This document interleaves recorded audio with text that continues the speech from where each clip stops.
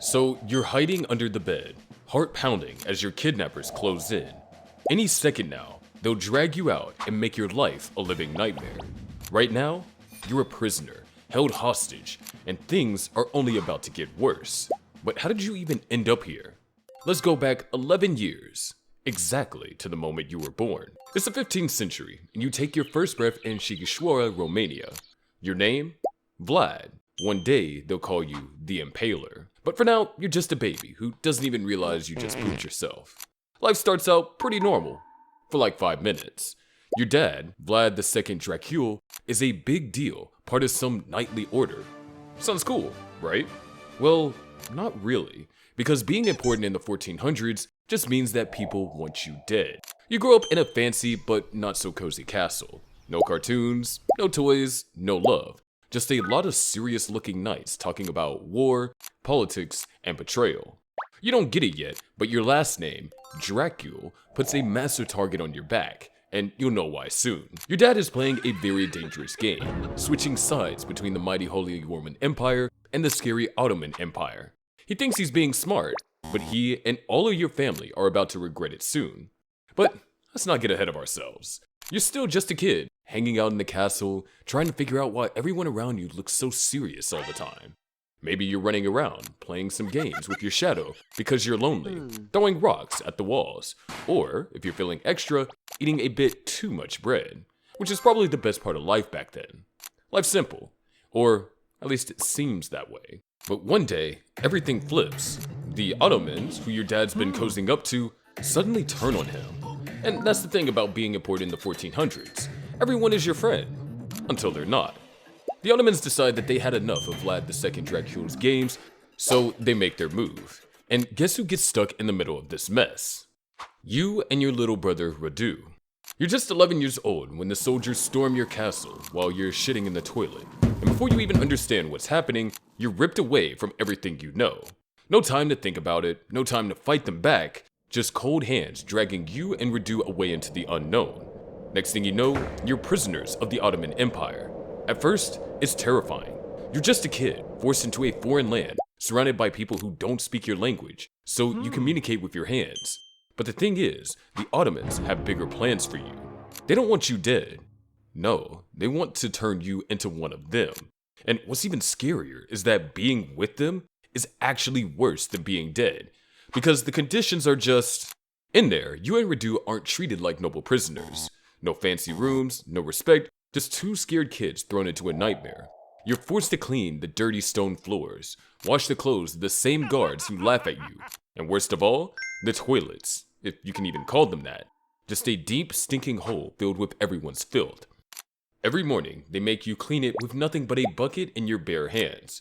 No matter how much you wash, the smell never leaves. It sticks to your skin, your clothes, your hair. The other prisoners smell it too, and they don't let you forget it. But the worst part isn't the work, it's the fear. Every night, you and Radu curl up into the corner of your cell, trying to stay as small as possible. The place is full of scary men, killers, thieves, warriors who lost their battles. And there's one in particular, a huge, silent man who always sits in the corner, his eyes never leaving you. Radu is convinced that one night, he'll get up, walk over, and sit on your face until you can't breathe anymore. Until you're dead. You tell him that won't happen to calm yourself down, but deep down, you know that's gonna happen one day. You barely sleep. The second you close your eyes, you're stuck between bad dreams and worse reality. Will the guards come in and drag you away? Will some prisoner decide to take their anger out on you? And then, just when you think things can't get worse, something changes. Because the Ottomans don't just want to break you, they want to turn you into one of them. At first, you don't get it. You think that they want to just keep you locked up forever, treating you like dirt. But slowly, things start to change. One day, instead of cleaning toilets, they throw you into the training yard. No explanation, no warning, just a wooden sword shoved into your hand. Before you even react, a soldier 3 times your size smacks you so hard you hit the ground like a sack of potatoes. The other soldiers laugh. That's when you realize they're not training you now because they care about you. They're training you so they can use you. They don't just want you to suffer. They want to break you down, turn you into something useful, something they can control. A puppet for their empire. Day after day, they push you harder, fighting, riding horses, learning their language, their rules. You don't get a choice. Every mistake is punished, sometimes with words, sometimes with whips. You bleed, you bruise, but you survive. But Radu, he handles it differently. At first, he's just as scared as you, but over time, he starts changing. He listens, he obeys, and he never fights them back. And the Ottomans notice. They give him nicer clothes, let him eat real food, even treat him with a bit of kindness compared to their treatment of you. He's still a prisoner, but they're pulling him in, slowly making him one of them. And you refuse to bend, which only makes things worse. The food is just another part of the torture. Every day, you get the same thing. A rock-hard piece of bread, sometimes filled with tiny hairs that you pretend not to see, and a bowl of soup that tastes like expired water. You don't ask what's in it, you don't want to know. Meanwhile, Radu eats with the Ottomans, fresh meat, warm rice, and sweet fruits. The difference is clear. They want him to feel at home. They want you to suffer. Years pass. You're no longer a scared little boy. You're stronger now, sharper. You've learned their ways, but you never let them break you. You wait, you watch, and you never forget what they did to you. Then, something happens. Your father, Vlad II Dracula, is murdered, betrayed by his own people.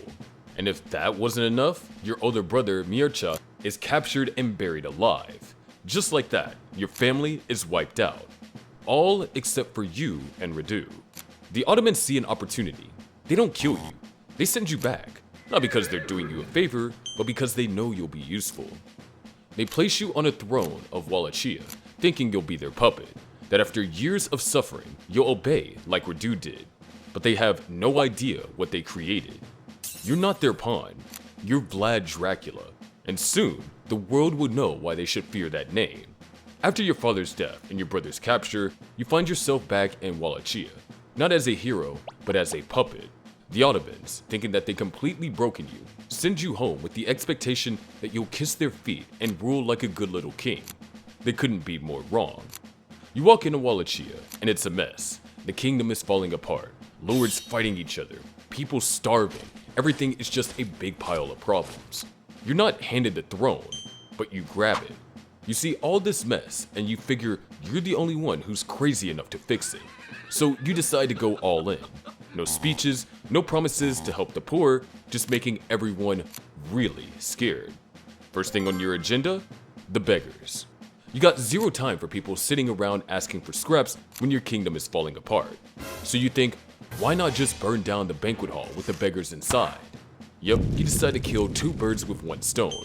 Get rid of the beggars and show everyone that if you're not working, you're not surviving. But that's just the warm-up. You want to make sure no one messes with you. So you set up a solid gold cup in the middle of a fountain. You tell everyone they can drink from it, but if anyone steals it, they'll get impaled. The whole town stares at the cup like it's a cursed treasure. No one even thinks about touching it. That's how scared they are of you. Next, you turn your focus on the nobles who sold your dad out and got him killed. You invite them to a fancy dinner to show them how forgiven they are.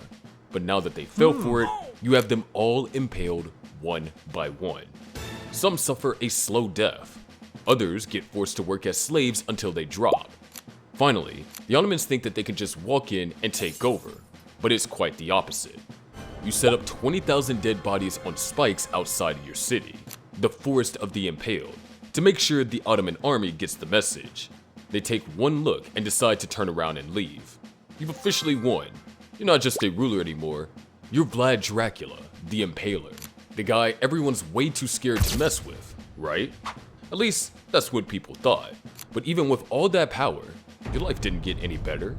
You thought that being in control would bring peace, but instead, it brought you nightmares. Every night, you can't sleep. Your mind is full of the faces of the people you killed and tortured. People who probably didn't deserve it, but in your mind, they did. They were part of the mess that ruined your family, that made you the way you are. But the worst part? You can't stop thinking about the people who killed your dad and betrayed your family. They're always there in your thoughts, like shadows that won't leave.